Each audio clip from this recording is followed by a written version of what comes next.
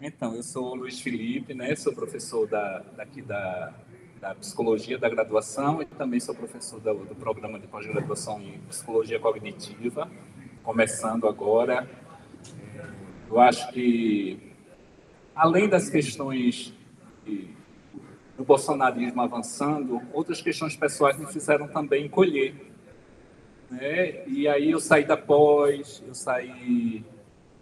Enfim, nunca parei de fazer pesquisa nem de ter orientandos. Pelo contrário, né? Eu tive muitos mais orientandos de graduação, que eu acho que isso é muito bom, porque às vezes a gente só olha para mestrado, doutorado, então eu pude formar muita gente em pesquisa na graduação, né? E agora eu acho que esse ar que veio fez com que eu quisesse também voltar para pós, e, enfim, né, junto com Carla, minha grande parceira, como vocês viram, né? Então, é bom ter uma pessoa para trabalhar desse jeito, né? Que pensa... A gente não pensa igual. Por exemplo, na questão da cis-heteronormatividade, eu sou resistente ao conceito. Mas não vou explicar isso hoje, não. Mas é isso, a divergência, né, as diferenças também, elas precisam existir, senão, né, a gente não cresce. Vou contar um mito... Não vou contar um mito, não. Deixa eu ir para o que interessa. Não, eu estava lembrando de Oxaguian, que é um orixá do candomblé, e ele é o orixá da recriação. Enquanto Oxalufã, que é o velho, criou o mundo, Oxalufã, Oxaguian, ele vem para fazer a transformação. E para fazer a transformação precisa de divergência, precisa de conflito, precisa, né? Porque senão a gente para, a gente não quer, né? Então talvez até esse período que a gente tenha vivido possa dar remexida que talvez a gente precise para ir à frente, né? E pelo menos com o nosso projeto, com o nosso Labexu foi assim. Então, eu queria falar um pouquinho, a minha cachaça é produção de material informativo, né? Então, é disso que eu vou falar hoje. Enquanto Carla, a cachaça dela, digamos assim, o trabalho em grupo, e aí a gente até se complementa nisso, porque muitas vezes é desse trabalho em grupo que vem o recurso para a gente produzir o material. É disso que eu gosto de fazer. Aprendi isso na ABIA, que é a Associação Brasileira Interdisciplinar de AIDS, onde eu fui fazer o doutorado em saúde coletiva e na UERJ, no IMS, né, que é uma instituição bem considerada, mas minha escola, eu posso dizer com sinceridade, de saúde coletiva foi a ABIA, porque um doutorado, quase sempre, você se dedica à sua pesquisa e você já tem todos os créditos, como acontecia lá, que eles consideravam quase tudo. Então, eu podia simplesmente fazer minha pesquisa, mas não podia porque eu precisava trabalhar, porque eu tinha 2 filhos em Recife para criar, e aí meu orientador me arrumou uma vaguinha lá na ABIA para fazer uma pesquisa que ele achava que eu não sabia fazer intervenção. E eu disse, não, eu sei fazer, não sabia não, mas a gente diz que sabe e quebra a cabeça e faz, né? Enfim, na ABIA eu aprendi a fazer saúde coletiva, né, que envolve tanto nesse sentido, né, da prevenção, né? Saúde coletiva é um campo muito amplo. Dentro dela a gente tem essa questão da prevenção e foi lá que eu fui aprender a fazer isso. E uma coisa que sempre me fascinou é o material informativo, porque a oficina você consegue falar com 2, 3, 4, 5 pessoas. Mas a gente entende que é preciso falar para muito mais gente, né? Então eu ia, veja, estudando doutorado, mas não tenho vergonha nenhuma de dizer isso. Eu ia todo final de semana entregar papelzinho nas boates, né? Muitas vezes papelzinhos que eu mesmo fazia lá na Bia, né? Isso que a gente está fazendo aqui hoje nessa porta, ia lá, ia no subúrbio, e era um movimento de pesquisa e intervenção, porque na medida que eu ia fazendo isso, eu ia também tendo dados. Quando as pessoas olhavam aquele material e conversavam comigo, me chamavam a atenção de coisas que eu podia trazer, tanto para a minha tese, quanto eu podia trazer para responder, né, dessa forma também. Então, sempre nessa perspectiva, que às vezes é difícil no material informativo, mas a gente coloca como perspectiva, e tenta pelo menos, que é produzir um diálogo. Em geral, o material informativo ele é paradigmático.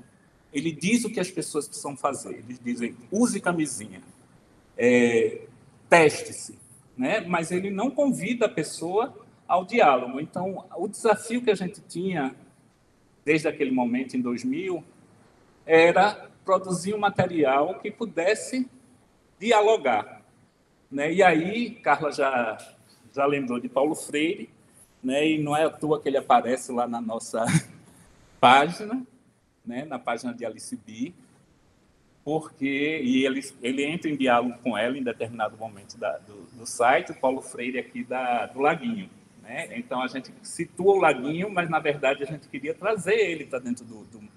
Então, simbolicamente, é trazer o diálogo. E aí ele conversa com ela, e é isso que a gente quer fazer, a gente quer convidar as pessoas ao diálogo. Todo o site, Alice B, sobretudo, é essa tentativa, né? A gente fica o tempo todo convidando as pessoas ao troca-troca, que é uma sessão em que as pessoas podem conversar com a gente, não sei se vai dar certo, enfim, uma experimentação. Não é? A gente está num momento também de uma sociedade em que as pessoas entram muito rapidamente nos lugares, né? Elas não querem o troca-troca, elas querem o consumo, né? Até a gente brincava no início dessa sessão de hoje, o Edna dizia das farmácias, que as farmácias fazem propaganda, mas é isso, é o consumo, né? Elas oferecem, elas não estão chamando a gente para dialogar sobre preço, sobre saúde, nada disso. Elas querem o consumo. E muitas vezes é isso que a gente quer. Entra num lugar, olha, pega e vai embora. Se fizer isso, já está de bom tamanho, sobretudo na sessão que chama Na Agonia do Tesão, né? Que é onde a gente vai apresentar esses materiais que Carla falou, que a gente já vinha produzindo há muito tempo, mas que ficava, quase sempre a gente usava como recurso final das nossas entrevistas. Então, a gente sabe que numa situação de entrevista, não estou fazendo nada do que eu planejei, mas tudo bem, está dando certo. A gente sabe que na pesquisa a gente não pode se posicionar sobre certas coisas enquanto a entrevista está acontecendo. É um modelo mais fechado, é diferente de uma roda de conversa. Então, a gente sempre ficou preocupado e, no final daquilo tudo, se a pessoa ia achar que tudo que ela faz sexualmente falando está ok, não tem risco, né? No sentido mais, enfim, sem pensar muito na epistemologia da palavra. Então, a gente começou a construir kits que a gente pudesse usar no final da nossa conversa, de entrevista ou de grupo, seja lá do que for. Então, no diálogo, a gente já tinha isso. A gente tinha muito material. Quando a gente começou a fazer, digamos assim, a segunda onda do homossexualidades, como Carla falou também, o homossexualidades tem 10 anos, talvez um pouco mais. Ele vem um pouco do que a gente tinha visto no Diálogos e um pouco do que a gente tinha visto num outro projeto sobre homofobia. Na verdade, eu vinha trabalhando com isso lá desde o doutorado, mas eu dei uma parada porque a gente cansa de trabalhar a mesma coisa há muito tempo, né? Eu sou meio inquieto. E no Diálogos a gente via que práticas de risco estavam aumentando, conhecimento estava baixando. Então, a gente resolveu fazer o Homossexualidades, que é um nome fantasia. Para cada vez que a gente manda para um órgão de fomento, a gente muda o nome, de forma a tornar mais palatável para ter o recurso, né? Que é importante. Aí, como é que se diz? Deixa eu botar a Alice para dançar. Aí, vendo isso, a gente resolveu fazer o projeto. E, após a primeira onda, que foram de entrevistas, a segunda onda foi de questionário. A gente já tinha um certo entendimento sobre o que é que produz o risco. Ou melhor, né, por que é que as pessoas, mesmo sabendo que estão em risco, elas, tendo todo o conhecimento necessário, elas vão e transam sem camisinha. Naquele momento era o único recurso.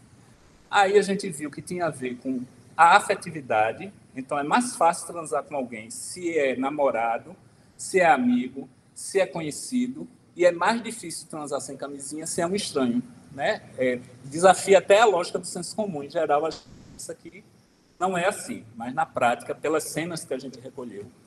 Uma outra questão, então, tem essa que tem a ver com o vínculo, mas o afeto também desorganiza os cálculos, digamos assim, né? As emoções. Então, é mais fácil transar sem camisinha quando a pessoa está com tesão, quando a pessoa tem amor, quando a pessoa é amigo, amizade também é uma emoção.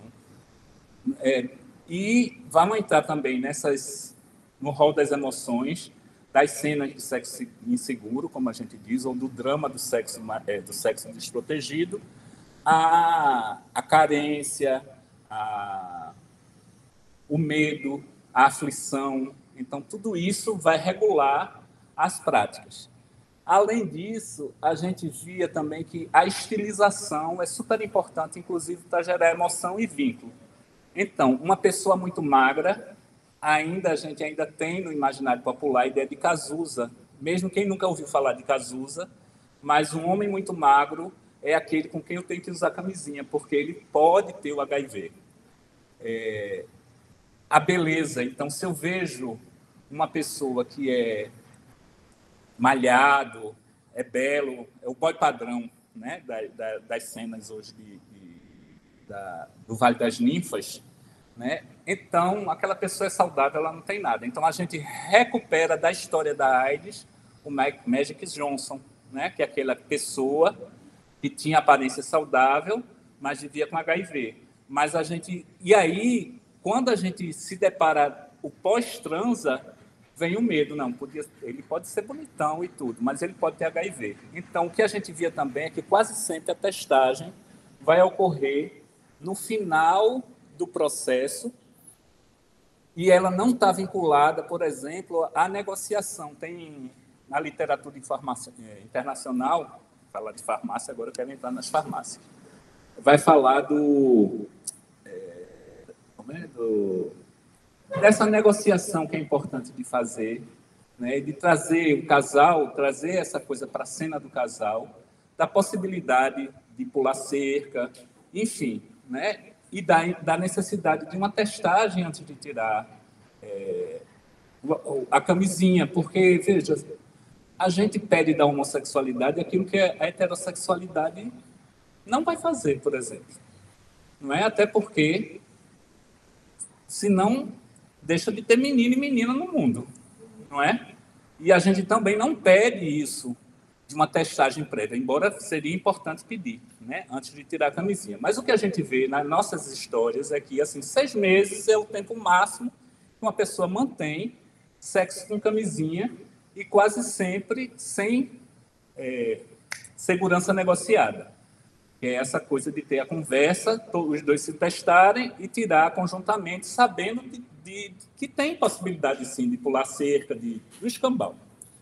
Enfim, essas histórias daquele momento orientaram 3 materiais. Eu estou já no final do... que bom que eu já estou no final. 3 materiais, vou passar aqui. Lá para o final mesmo, para que eu botei tanto... Pronto, que é Amor e Camisinha.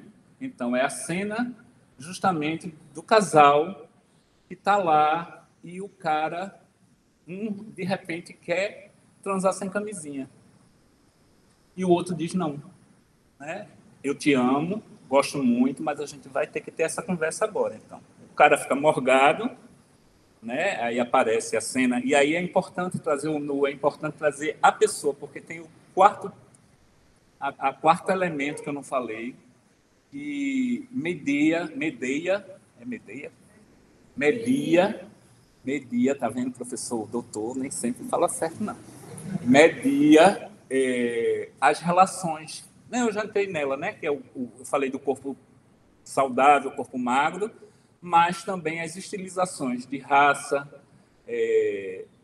então a coisa da pintosa e do boy ou do cafuçu. Então, quando a gente vai falando essas palavras na cabeça, sobretudo, eu estou falando o dialeto HSH, gay, do Vale, né? Então, vai se formando imagens, e essas imagens é que vão mediar as interações. Então, a corporificação do personagem é super importante para a gente, ora, dizer do que a gente está falando e, ora, a gente entrar naquilo que o povo do marketing, a gente está adorando ter o pessoal da publicidade aqui com a gente, porque eles estudam isso, que chama do contraintuitivo. Como usar o contraintuitivo para gerar, no nosso caso, reflexão e diálogo. Né? Então, aqui nessa cena, para uma pessoa, pelo menos eu acho, né? Uma pessoa da comunidade gay vai ver e vai dizer: o mais velho, que é o branco, vai ser a passiva. Né? Ele parece ser mais pintosa. E o negão vai ser o ativo. Só que na cena é o contrário. Então, isso gera uma... E isso tudo tem a ver também com os dados quantitativos, que mostram que a maior parte da nossa população é versátil, tanto dá como come. E que tem estudos, estudos estatísticos de modelo mostram que se todo mundo da comunidade homossexual ou fosse exclusivamente passivo, ou fosse exclusivamente ativo, a gente ia ter uma epidemia igual à epidemia heterossexual, que é 0,6% de prevalência, se eu não me engano.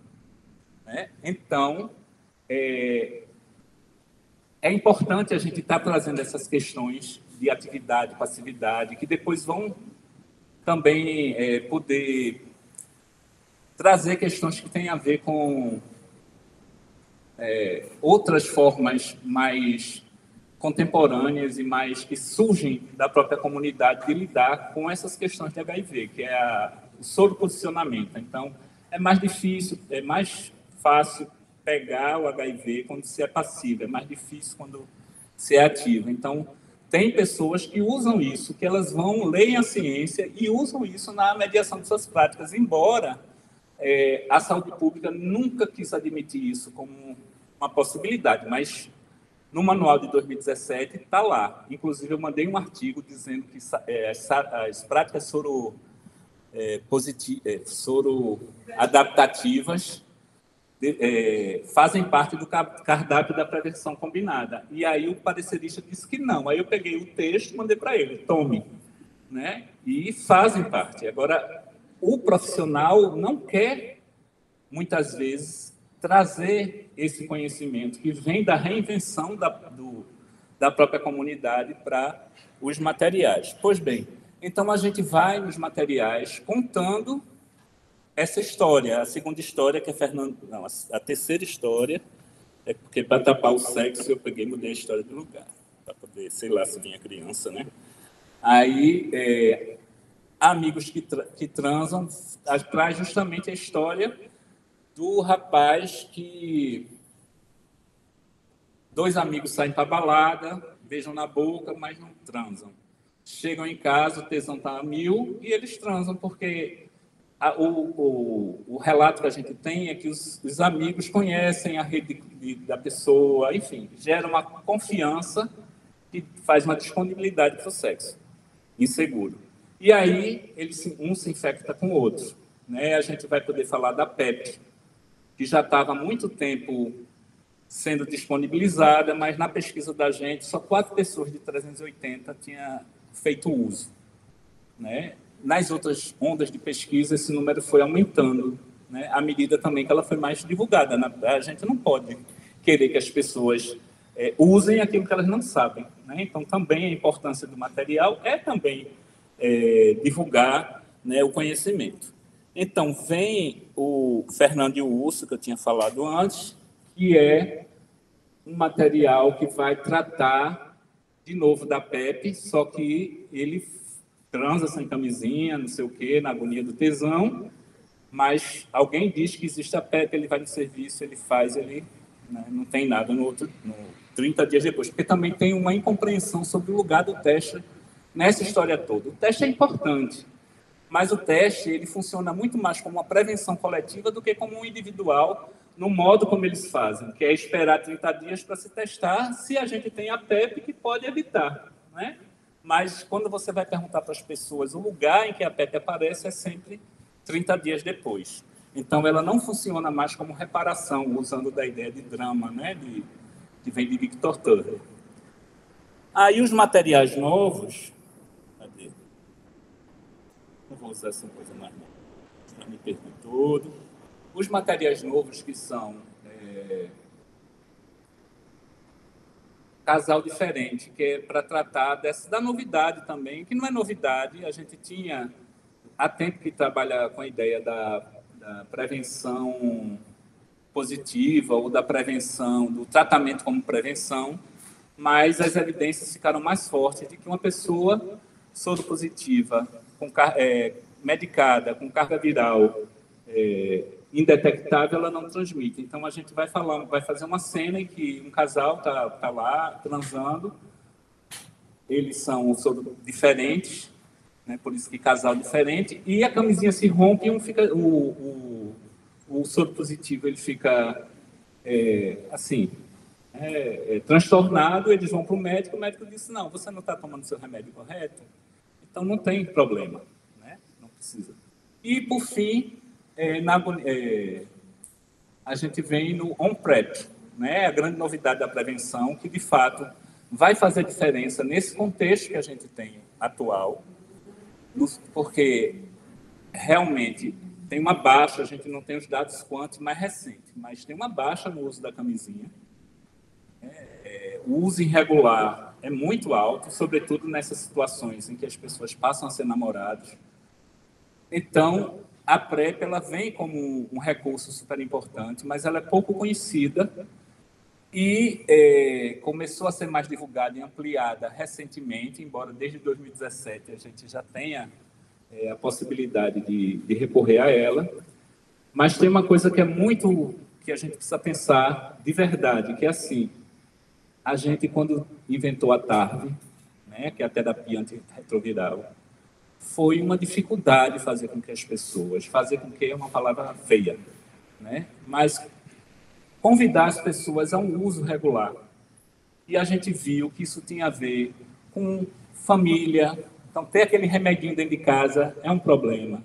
Tinha a ver com a regularidade naquele momento, eram vários comprimidos.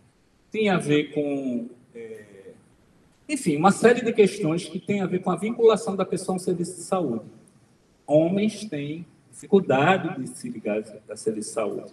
Para fazer uso da PrEP, a pessoa tem que se testar de tantos e tantos meses, depende. Quando começa com mais frequência, depois espaça. Toda vez que vai pegar os remédios, tem que passar pelo infectologista, fazer exame de sífilis. Enfim, é uma novela. Hoje não tem mais tanto efeito colateral, mas ela pode interferir, né, no rim, enfim, no fígado, então tem que estar acompanhando isso. Então, o que os estudos mostram é que tem muita gente que começa a fazer a PrEP, mas tem muita gente que abandona a PrEP também, ainda não se sabe o motivo. Mas certamente tem a ver com isso tudo. Embora para algumas pessoas a PrEP é a trepação, é a libertação, né, no sentido de que vai poder finalmente, depois de anos sem poder, né, todo mundo dizendo, use camisinha, poder transar com tranquilidade, sem camisinha, mas não é fácil manter, não é?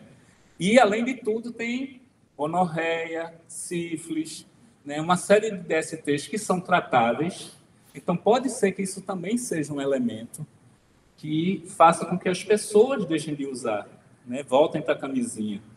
Porque, né, eu até vou fazer uma na agonia do PrEP, que é assim,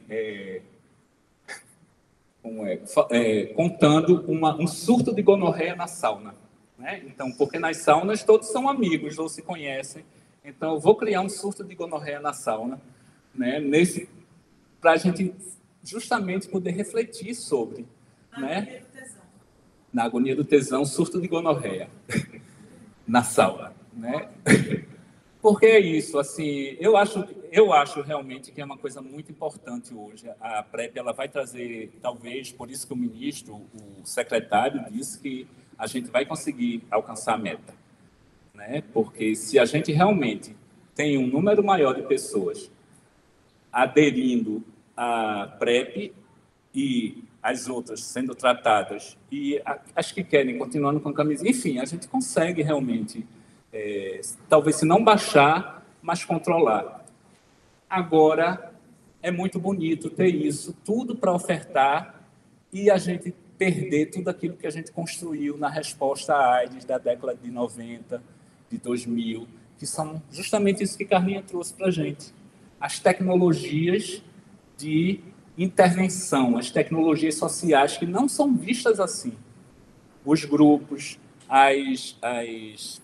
como se chama? O material informativo de qualidade, porque aí volta uma coisa que eu comecei a falar e me perdi. Os materiais são paradigmáticos, eles dizem, faça. A gente precisa convidar as pessoas, eles têm que ter eroticidade, eles têm que produzir esse... Eu posso me colocar no lugar do outro, né? E é isso que a gente tenta fazer. E aí o recurso que a gente usa para isso é a narrativa, né? Tem um teórico da psicologia cognitiva que chama Jerome Brunner. Ele vai fazer a revolução cognitiva 2 vezes, né? Ele faz a primeira e ele faz a segunda. Na primeira, o paradigma era processamento de informação. Na segunda, ele vai dizer que não é isso. O que media, né, Merlin? O que media a produção subjetiva é minha, eu acho que ele não usa. É a cultura. E a cultura, ela é trazida para a gente por meio das narrativas. Eu acho que era assim, eu sempre conto para os meus alunos desse jeito, tá? Eu acho que ele pendurava um gravadorzinho numa menina que se chama Emily e botava a Emily no mundo. E Emily passava o dia contando historinha. Ela não contava historinha que talvez eu ou você entendesse, mas era narrativa. A narrativa começa sempre que algo desafia o canônico ou aquilo que é tido como regra. É uma tentativa da gente de se reestruturar, se recolocar de novo na ordem, né? Então, Emily, um dia, o pai, super-herói, foi para uma corrida e o pai perdeu. Então, ela ficava contando para o cachorrinho de pelúcia dela historinhas para tentar dar sentido para aquilo que tinha acontecido, restabelecer a ordem. E o gênero é narrativa. Então, as historinhas de contos de fada, até os meninos... Bruno, quando chegou no laboratório, ele ficou meio, eu acho, né? Eu sempre brinco com ele, com a nossa paleta de imagens, vou dizer assim, que é muito infantil, ele acha. Eu acho que ele acha. Mas é isso mesmo, né? É porque a gente quer despertar no outro a narrativa, a gente quer que o outro volte àquele momento em que era criança e que contava historinha como o Emily contava, né? Então, eu acho que a gente até precisa caminhar para outras formas de mobilizar, mas eu tenho uma convicção de que mobilizar narrativa funciona. Eu tenho convicção pelo Diálogos, então Marion está aqui também, estava no Diálogos. Marion é fundadora do Labexu, tá? Ela nunca foi Labexu, mas o FAS, só retomando a história, o Labexu nasce de um projeto que a gente ganhou, escrito por mim, por ela e Leide Selma, que espetaculoso, como esse que está agora. Mas o financiamento era do Ministério da Saúde, para receber era via FAD, com jovens. Era um espetáculo, né? Tudo que a gente queria fazer na vida, tudo que a gente sonhava. Vinha muito dinheiro, a gente podia ter muitos alunos bolsistas. Tudo que um professor quer na vida. Podia comprar Mac e escambau. Aí, a FAD, esse projeto foi para a FAD, e até hoje a gente espera o dinheiro. Tem mais de 10 anos, né? 16 anos, sei lá, eu estou aqui há 17, talvez. Enfim, mas é só trazendo isso, para trazer a importância dessas duas, Marion e Leide Selma. Então, elas são FAGES até hoje, né, que é o lado da antropologia, mas parceironas, né, como os outros grupos aqui. Então, voltando para a narrativa, então a nossa ideia é usar, e a narrativa ela está na psicoterapia, a gente fica se reinventando na psicoterapia, ela está nos ritos, né, os ritos, então, elas são fontes de mudança em várias tradições, não é só a ciência começa a perceber isso, né, mas ela está lá, produzindo, né, os mitos que eu comecei a falar lá, de Chaguian. Eles são isso, são formas de colocar o canônico para a gente, mas a gente vai justamente trabalhar com o risco empírico, é tirar o canônico, é dizer assim, Esse homem que parece que é ativo, não é ativo. Essa amor que todo mundo aqui está pensando que é suficiente para não se infectar, é o caminho para a infecção. Tesão, sobretudo, né? Para que as pessoas façam uma coisa que Gagnon, que é um teórico da sexualidade, chama de ensaio interno, né? Então, a gente precisa criar possibilidades das pessoas estarem, ou que aquele amiguinho que a gente gosta, não, americano, George Mead vai falar do self, né? Que a gente precisa acionar o self, que é essa capacidade reflexiva que todo ser humano tem.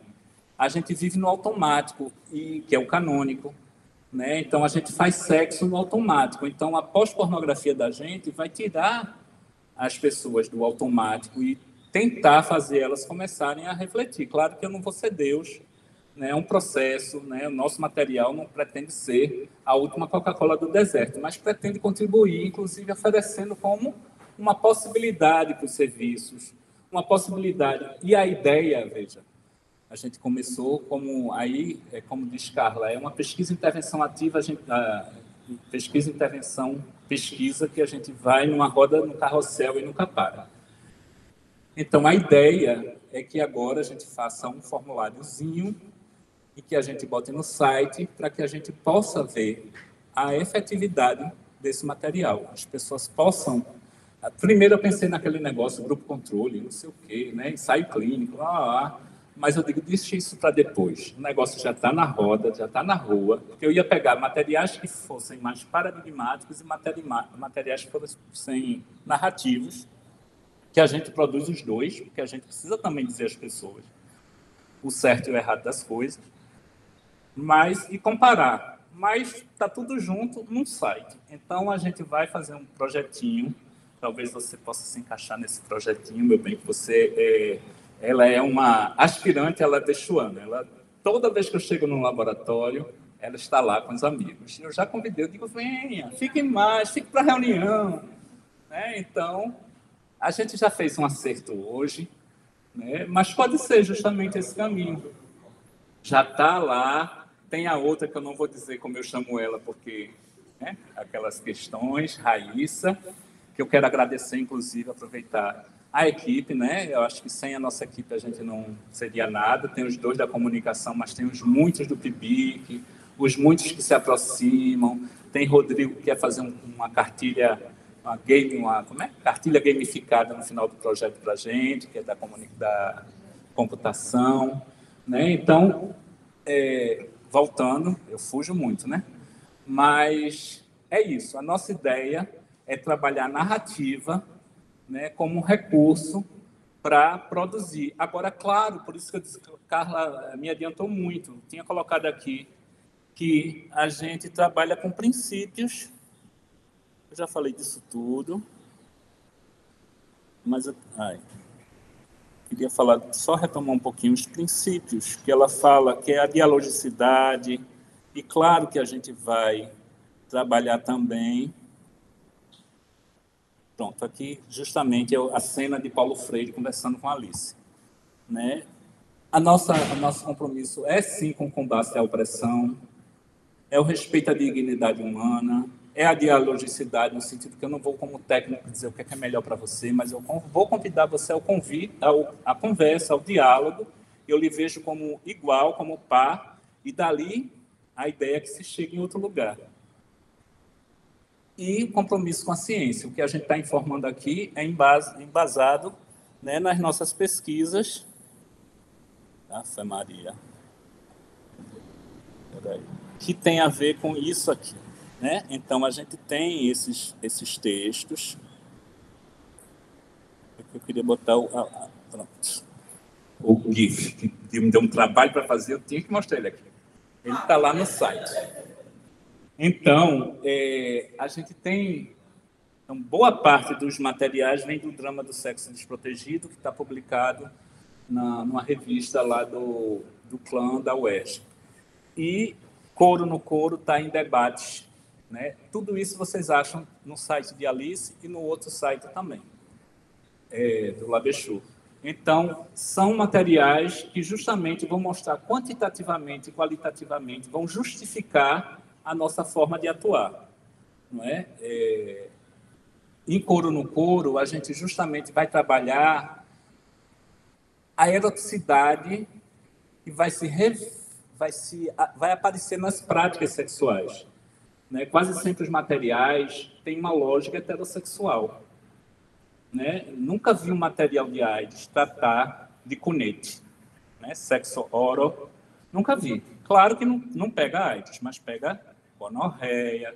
Uma vez eu fui lá no Canadá e a gente fez uma oficina e eles distribuem camisinha com sabor, é de onde vem a nossa inspiração aqui, a gente distribui nas caras. Lá é onde tem um índice de gonorreia na garganta altíssimo. Mas a gente perguntou quem fazia sexo oral com camisinha. Ninguém. Isso é com o técnico. Eles distribuem, mas eles não usam. Eles distribuíam, mas não usavam. Que é isso. Então, a gente precisa capturar essa lógica. Então, a gente fez um questionário e a gente colocou as práticas. E as práticas que a maior parte dos HSH tem são diferentes já tem ou já tiveram, não são as mesmas práticas desse regime da monogamia. Né? Então, sexo a três, a suruba, é muito presente. Não é todo, não estou dizendo que é todo mundo, mas é muito presente. Né? Então, essa coisa que é regida pela monogamia não aparece com tanta ênfase. Então, a gente tem que trazer material que mostre isso aqui, né? Para que as pessoas possam se ver e se pensar naquele lugar. Essas práticas, punhete, enfim, né, a gente saiu listando uma série de práticas que ninguém nunca perguntou em questionário, e elas vão aparecer com força. A gente já tinha ouvido falar delas nas nossas entrevistas. Né? Então, na verdade, o questionário só vai dar mais concretude para isso. Então, o questionário... Não, o questionário que eu estou falando foi da pesquisa de... Esse vai ficar no site da solução. Então, tem o questionário da pesquisa que eu estou falando, que está no Couro, os resultados, ele foi aplicado em 2016 e 2017, com 380 homens. Dele também tem um georreferenciamento, tem um texto sobre sexualidade infantil, que a gente conseguiu mapear a idade do primeiro beijo, a idade da primeira sarração. É bem interessante isso. E as falas também. Passou. A ideia agora é aproveitar o site e criar um formulário em que a gente possa perguntar às pessoas também sobre algumas práticas, mas perguntar mais no sentido de como é que esse material afeta elas. O que é que ela gostou, o que é que ela não gostou. Aí a gente ainda vai criar indicador, porque é um projeto de avaliação, não é fácil de fazer. Tem que criar um monte de indicador que aí o pessoal do marketing trabalha mais com isso, inclusive, né?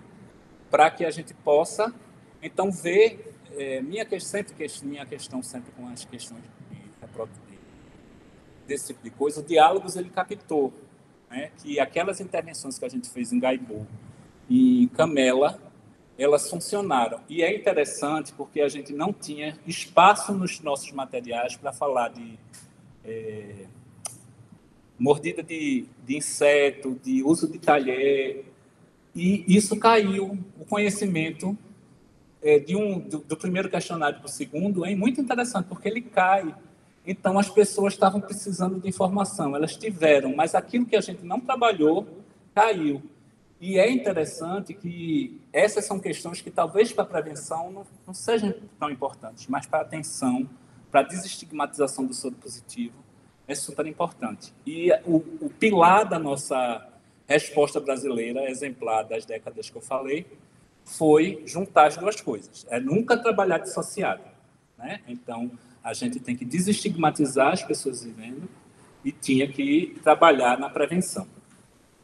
Aí, essa cultura sexual, eu disse a ela que eu ia falar e eu vou falar. É super interessante que a gente viu ela aparecer na clínica com uma criancinha de 7 anos. Né? Érica está ali, foi minha estagiária, muito feliz de ter você aqui com a gente. Né? Num caso que a gente atendeu juntos, está num livro que você organizou, né, sobre psicologia social, né? E a gente vê que uma criança que não está nessa comunidade, mas Deus sabe como, mas porque essa comunidade faz parte da cultura nacional. Ela está atravessando tudo. Então, ele trazia todas as questões. A queixa dele era brincar como lacraia, né? Dançar como lacraia. A avó não tinha problema nenhum, né? Mas o pai queria matar ele por conta disso. E ele quase morreu algumas vezes.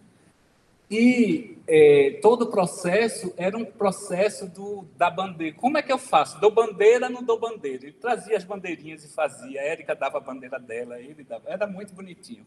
Ele trazia a coisa das metamorfoses que precisa ter para fugir dos inimigos, que eu via também aparecer no candomblé na minha primeira pesquisa. Então, a gente via numa criança de 7 anos que não está aqui o germe dessa cultura sexual, né? Ele se preparava, ele se montava, chamava a avó, e a avó entrava para assistir o que ele tinha preparado, né? E o trabalho todo da psicoterapia foi justamente nesse sentido, que ele podia ser o que ele quisesse, mas que ele tinha que entender que muitas vezes era perigoso, né? Claro que muitas vezes Érica ficava com o coração na mão, porque ele se colocava em risco. Mas é o processo, e é um processo de se narrar, não é? Então ele estava ali buscando narrar sua própria história. Foi bem bonito, eu uso sempre como caso nas minhas aulas, né? Mas é um exemplo de que essa cultura está aí, que a gente precisa potencializar nos nossos materiais.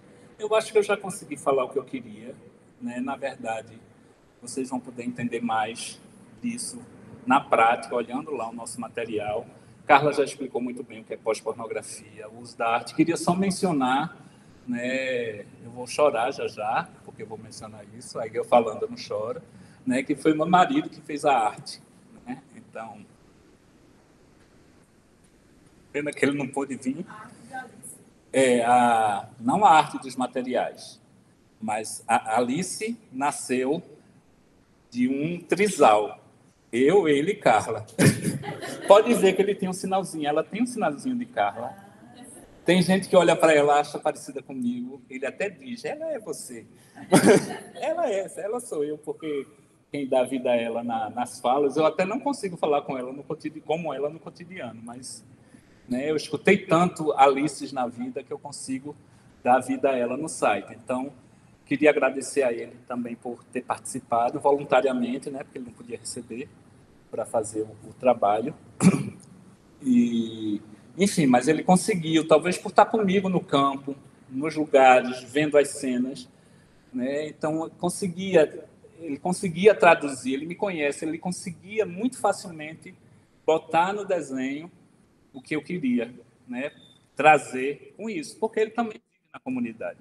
Então, não era tão difícil. Às vezes eu dizia, tem muita gente fumando nessa cena. Aí ele disse, mas todo mundo vai para o lado de fora fumar. Como é que é isso? Você quer que eu faça um vale sem fumantes? Não existe. Eu digo, a gente vai ter que trabalhar a questão do fumo, né? Inclusive do meu próprio fumo. E outras questões que não estão lá. É um site que está em processo, né? Vocês vão ver, em vários momentos a gente pede opinião. A gente descobriu coisas que são ótimas, linkar o Instagram, que aí dá uma dinamicidade, porque um amigo, quando eu apresentei uma primeira versão, ele disse, mas está muito estático, você não quer um negócio que faça com que as pessoas vão e voltem, então você tem que ter uma agenda que de fato seja uma agenda. Eu digo, como é que eu vou fazer isso? Aí descobri que dá para colocar. Aí foi perfeito, né? Porque é só estar trazendo, e aí realmente, para que as pessoas possam voltar e possam dialogar com a gente.